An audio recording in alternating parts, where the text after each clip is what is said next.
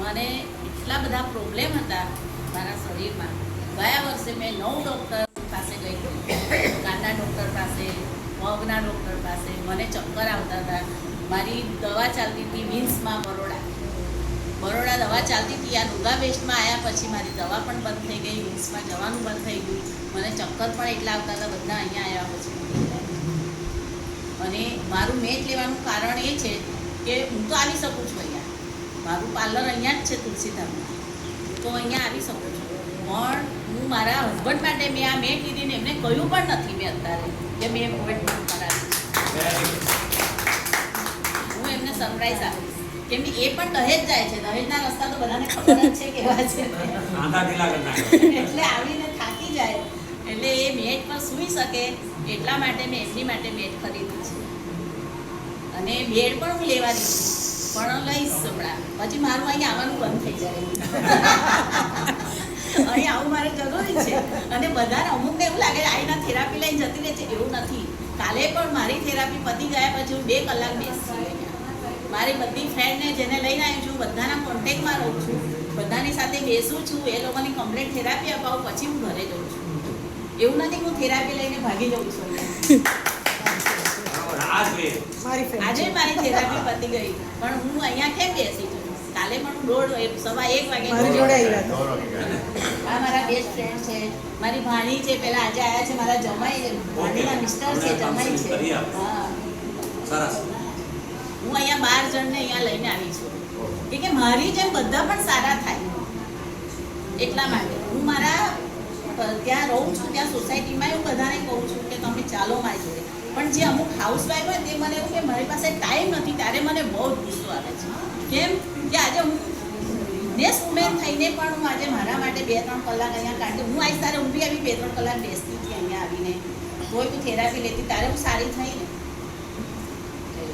હું મારા પાર્લરમાં આવી, પાર્લર ખોલીને તરત અહીંયા આવી જાઉં છું. મારી આસિસ્ટન્ટને આપતા પહેલાં હું આવી જાઉં. મારા કસ્ટમર બી અમુક એટલા જાય છે, પણ કશો વાત, પણ મારે સારું થવું જરૂરી છે. મને બહુ આનાથી ફાયદો થયો છે. એટલે બધાને હું કહું છું કે તમે અહીંયા ફ્રીમાં આટલું સરસ સેન્ટર ચાલે છે, બધા આવો થેરાપી લાવો ને તમારા આજુબાજુને બધાને લાવો અહીંયા, જેથી કરીને સારું થાય. આ હોવું જોઈએ, આપણે મનની ઈચ્છા આવી હોવી જોઈએ. અને મને તો અહીંયા એવું લાગતું જ નથી કે હું અહીંયા આજે અમુક જગ્યાએ કશે બી જઈએ ને, આપણે હોસ્પિટલ જઈએ, અહીં જઈએ, ત્યાં જઈએ, તો આપણને કેવું લાગે કાલે જતા રહીએ. અહીંયા આવ્યા પછી તો એવું લાગે 2 કલાક ક્યાંય નીકળી ગયા, ખબર જ નથી પડતી કે આપણે 2 કલાક અહીંયા બેઠા. અને અહીંયા આવ્યા પછી મારી બધી ફ્રેન્ડ બી બહુ બની ગઈ છે, બરાબર છે, એટલે બહુ સારું છે અહીંયા. મારા તો મેં તો દર મહિને મારે 20માં બતાવવા જવું પડતું હતું ડૉક્ટરને, બરોડા સ્પેશિયલ દવા લેવા જતી હતી. નિતમ હાર્ટમાં મેં મારા હાર્ટની દવા લેવા જતી હતી, ત્યાં બી એ બધું મારું એક ગોળી પણ હું હમણાં અત્યારે બીપીની બી મારી 1 દિવસ છોડીને જ ગોળી થઈ ગઈ છે. સુગરની મારી 3 ગોળી ચાલતી હતી, તેની જગ્યાએ અત્યારે 1 જ થઈ ગઈ છે. એટલે મારા બધા મેન તો મને પગમાં, મારે પાર્લરમાં કામ કરવાનું ઉભા ઉભા, એટલે મારા પગમાં એવી જતી હતી, બહુ પ્રોબ્લેમ હતા. હું મને લંગડી ચાલીને અહીંયા આવતી હતી. મારે અહીંથી પાર્લર સુધી ચાલતું જવું તો મને આંખમાં આંસુ આવી જતા. અત્યારે હું બિંદાસ 3 કિલોમીટર ડેલી ચાલવા જઉં છું. બીજો ફાયદો એ થયો મને કે મારી બોડી, ક્યારે હું એટલું બધું કરતી તો મારી બોડી નહોતી ઉતરતી. અહીં આવ્યા પછી સરે મને પહેલે દિવસ જોઈને મને કીધું કે વજન કરી લેજો તમે. હું અહીંયા આવી ત્યારે હું એટલું માનતી નહોતી. અને આ મનીષા તો મારી બેસ્ટ ફ્રેન્ડ છે, અમે સાથે સાથે રહેતા હતા. અમે લોકો મેરેજ કરીને આવીને ત્યારથી જ અમારી સાથે જ છે. પણ મને નથી ખબર કે આ બધું આટલો બધો ફાયદો છે.